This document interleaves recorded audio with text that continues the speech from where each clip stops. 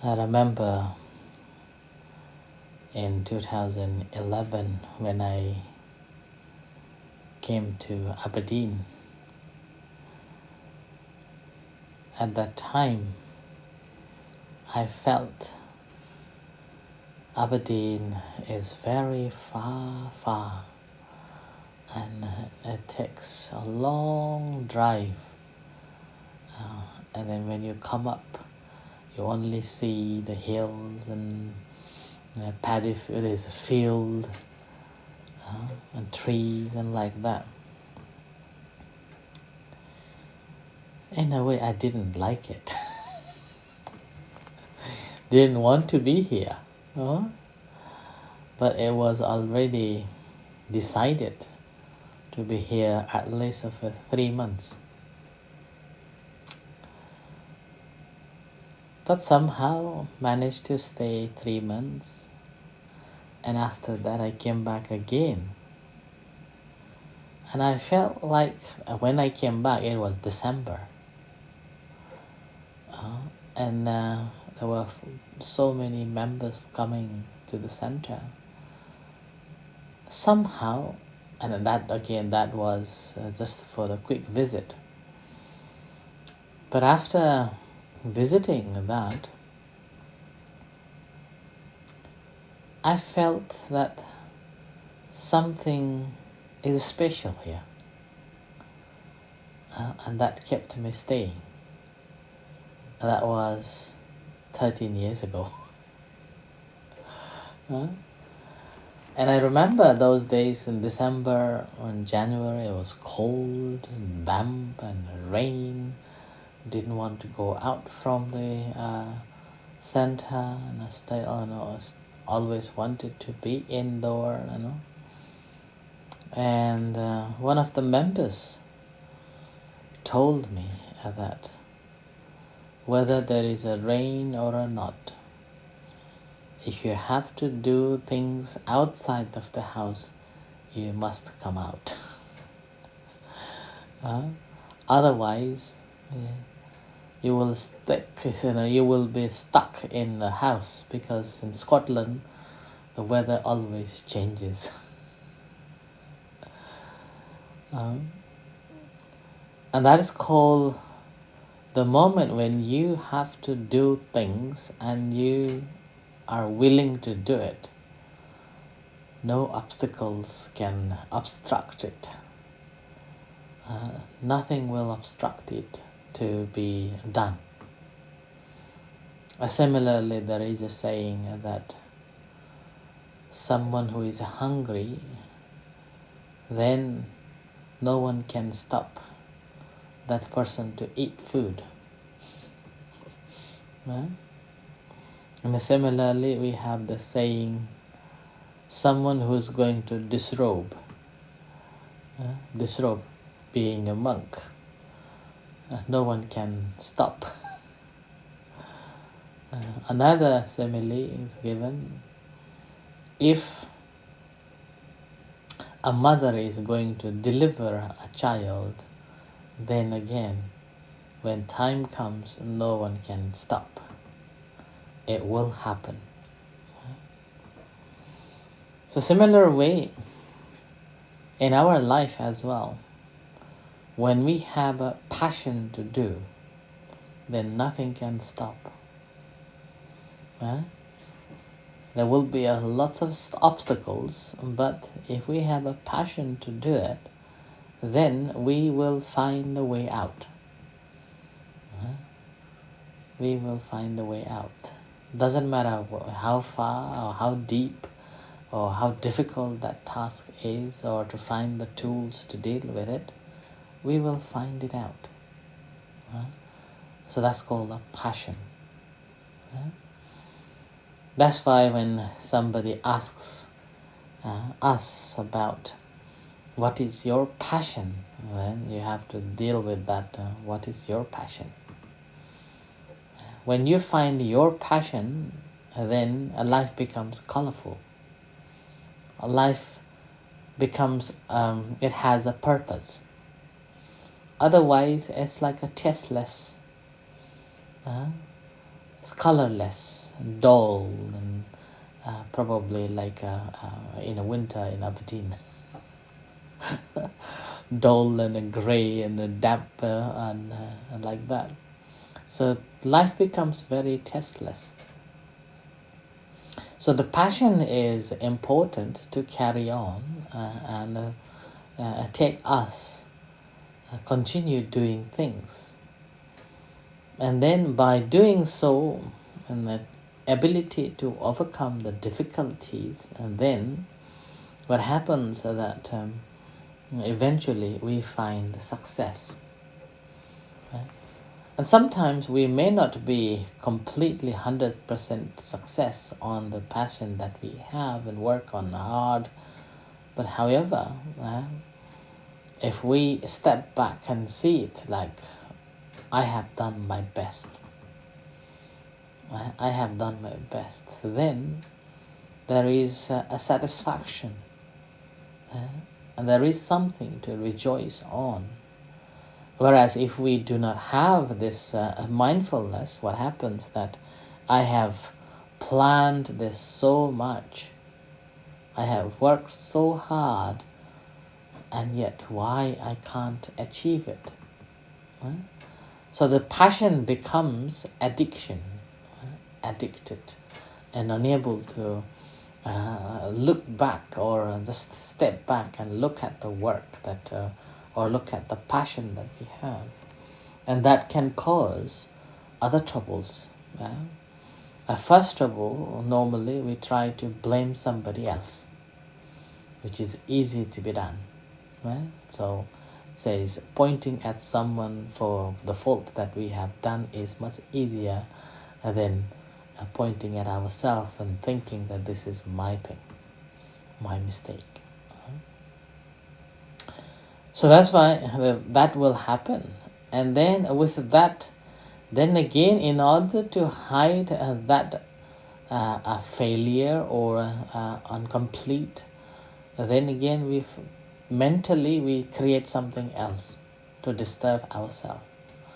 And that goes on, that circle becomes we are caught up in that. And as a result of that, not only we suffer, but also surrounding people, surrounding members of our community, our family members also suffer in that too. So that's why practice of a meditation is something, number one, to understand our passion. Number two, understand that when we have this passion, when we are working on that, there will be lots of obstacles, rains and winds and snows and dark and all sort of things will come, right? And then we just need to work with that. And then further on, there is it's called a gap. The mindfulness helps us to reflect on and keep ourselves in a safe zone, that in case of something happens, there is if that task or the passion or the thing that we are doing somehow becomes not completely success, then still we have some moments or something to rejoice on, that I have done my best. So that is the beauty of the mindfulness. And then we can rejoice that this is what I have done, and now I feel content with that. And there are something that I cannot deal with it, so it's just can't deal it. And with that, we will be able to see our passion and as well as the outcome. And then ability to rejoice on the outcome, doesn't matter how big or how small that outcome is. Definitely, we would like to have it as 100%. But if that doesn't happen 100%, maybe 50 or 25%, it's still, we can rejoice in it. So this is like the practice, and basically understanding and reflecting that any tasks that we have done, it has some form of a rewards already there. And that reward, if we reflect on it, then it becomes our equity. Equity. It's like when we are learning some form of a music or a arts, let's say any martial arts, then every day when we exercise, every day when we practice, then that every little steps count, and then eventually that takes us to the perfection. Sometimes people may say, okay, I will be doing this, I will be doing that, but never start. The passion hasn't been fully passionated. It's not become a passionate about it. Just a passion, but not passionate about it. So that's why the practice of a meditation, it helps to put it into those contexts. And then when we work on that, then every little steps that counts, and we enjoy that count,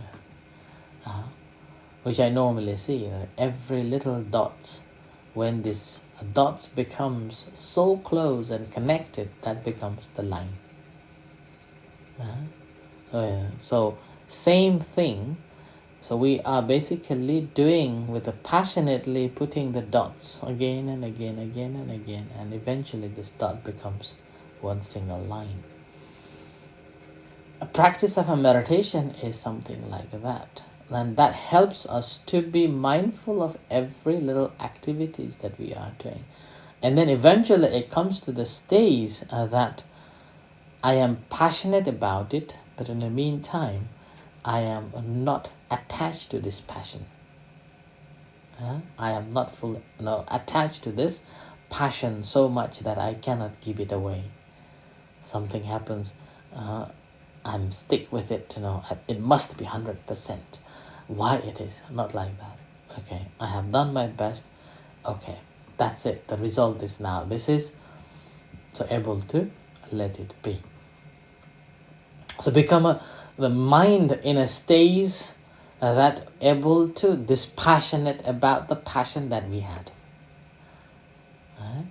So that the quality we have to develop in the practice of a meditation, and that will help to go through the difficulties in our life that we normally face, and which is inevitable. We always face, doesn't matter which way we are working, but it gives us such a moment of a reflection, a moment of a joy, moment of happiness along the way, each step that we are working on it.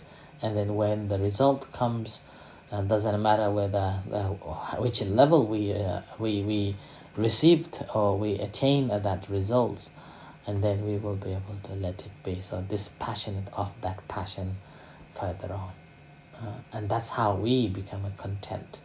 We are not suffering bodily and mentally. Okay? So we're able to let it be like that. And that is the liberating mind. Okay? So I offer this as a reflection for tonight, and with this, let's practice meditation.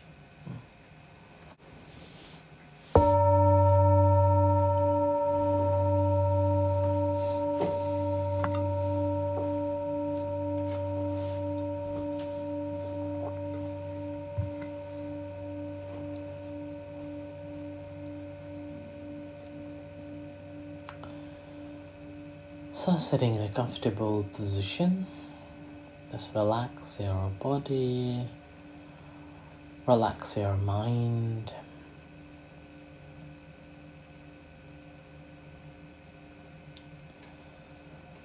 Just change your thinking process and let it be as you are here and now.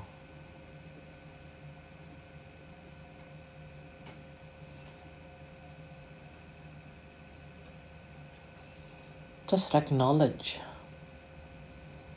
of yourself as sitting here and now, and how peaceful, calm, and relaxed. Nothing to worry, nowhere to go.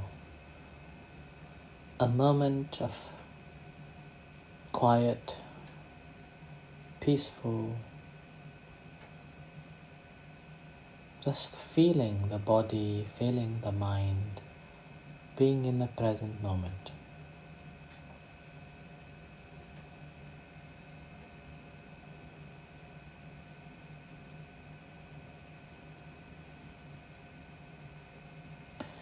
We spend a lot of time thinking.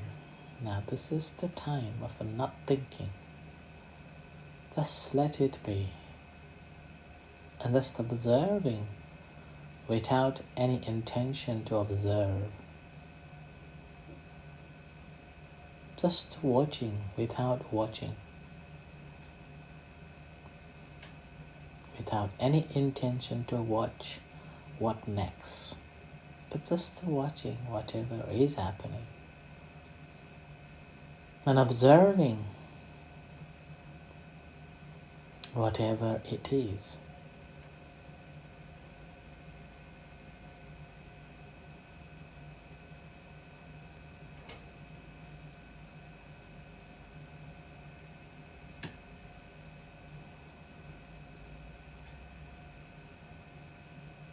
Aware how mind is observing, how mind is watching, how mind is feeling at this moment when we are not thinking, how thoughts generates.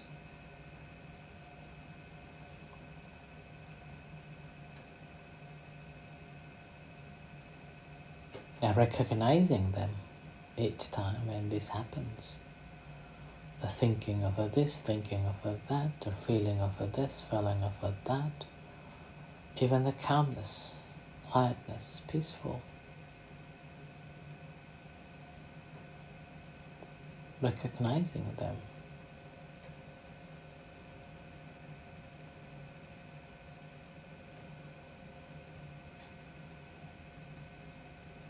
Aware of that thinking of this and that.